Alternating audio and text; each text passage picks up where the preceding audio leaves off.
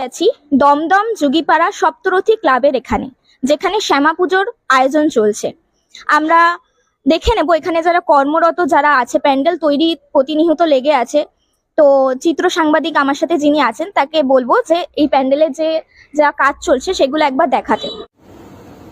দমদম যোগীপাড়া সপ্তরথী ক্লাবের শ্যামা পুজোর যে আয়োজন, সেই বিষয়ে ক্লাবের কর্তাদের বক্তব্য।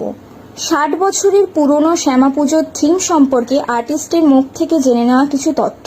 সাথে কথা বলে নেব, ওনার নাম জেনে নি। নমস্কার, আমার নাম নক্ষত্র দে। এবারে পুজোর থিমের বিষয়ে যদি ওনার মুখ থেকে কিছু কথা শুনে নেওয়া যায়। এই বছরে আমার কালী পুজোর সপ্তরথী ক্লাবের থিম হচ্ছে অন্তর্দৃষ্টি। অন্তর্দৃষ্টিটা আমি অ্যাকচুয়ালি আইডিয়াটা হচ্ছে মনসামঙ্গল, সবাই জানি আমরা।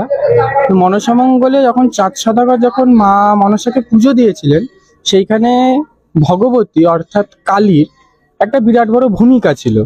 সেই ভূমিকাটাকেই আমি তুলে ধরার চেষ্টা করছি।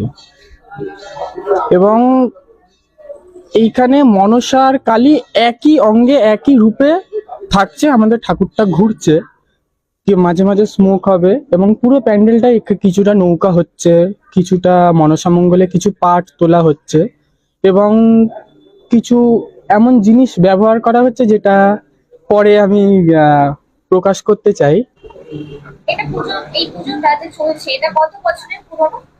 দেখুন, আমাদের ক্লাব হচ্ছে আর পুজো দুটোরই বয়স সমান, 60 বছরের পুজো। আমাদের এই বছর হীরক জয়ন্তী, আর এই হীরক জয়ন্তীতেই মোটামুটি আমাদের ক্লাব যেই সময় তৈরি, পুজোও সেই সময়। আমাদের এই পাড়া কালচারটা এমনই পর্যায়ে এসে ঠেকেছে যে আমরা একটা বৃহৎ পরিবারের মতো, সারা বছর আমাদের যাই কালচারাল অনুষ্ঠান হোক না কেন, এখানে সকলের অবদান থাকে এবং পুরুষদের থেকে মহিলাদের অবদান বেশি থাকে। পুজোর সময় আপনারা যদি এখানে আসেন দেখবেন পুরো জায়গাটা মহিলারা ঘিরে রেখেছে ইন দ্য সেন্স তাদের যোগদানটা অনেক বেশি। ক্লাবের লোক সংখ্যা প্রচুর, সিনিয়র, আপনার জুনিয়র, আমরা হচ্ছে একদম মাঝখানে রয়েছি।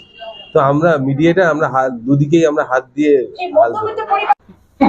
আমরা যোগীপাড়া সপ্তরথী ক্লাবের থেকে দীপাবলিকে জানাই অনেক অনেক অভিনন্দন। আপনারা সুস্থ থাকুন, ভালো থাকুন, আগামী দিন আমাদের ভালো যাবে এবং সারা বিশ্বে একটা যুদ্ধ বিগ্রহের একটা চলছে। আমরা মায়ের আরাধনা এগুলি করা, মা তো কখনো সন্তানদের খারাপ চায় না। আমরা আশা রাখি মা আমাদের আগামী দিনটাকে অনেক সুখের করবে, শান্তিতে থাকবো এবং আমরা হাসি খুশি হবো আমাদের বাকি দিনগুলো।